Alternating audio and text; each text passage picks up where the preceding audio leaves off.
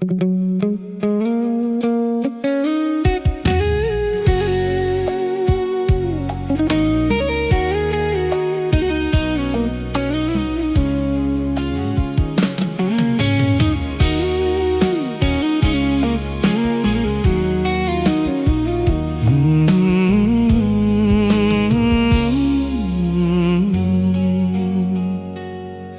ត្រីស្ងាត់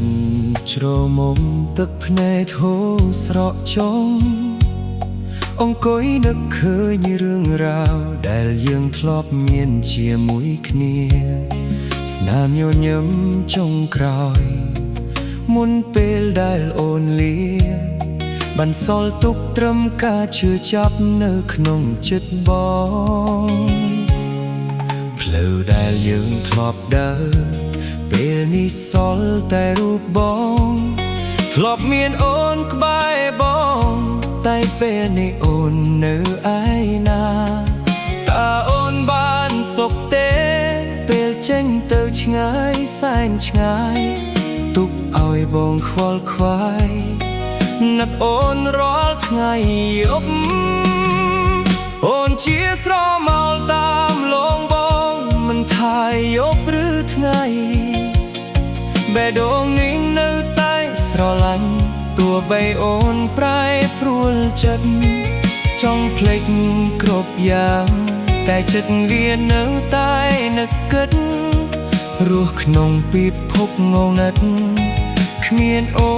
នជីវិតគ្មានន័យ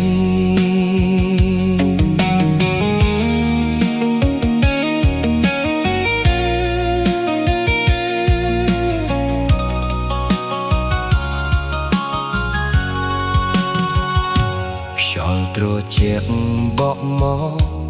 ងំរងាដល់បេះដូងសំឡឹងមើលទៅមេឃកំពុងមានផ្កាយរះប្រងព្រាត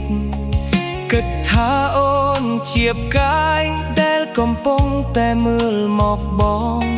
សូមឲ្យអូនបានសុខចុះជាមួយអ្នកថ្មីរបស់អូនជាស្រមោលតាមលងបងមិនថាយប់ឬថ្ងៃបេះដូងនេះនៅតែស្រឡាញ់ទោះបីអូនប្រែប្រួលចិត្តចង់ភ្លេចគ្រប់យ៉ាងតែចិត្តវានៅតែនឹកគិតរស់ក្នុងពិភពងងឹតគ្មានអូនជីវិតគ្មានន័យ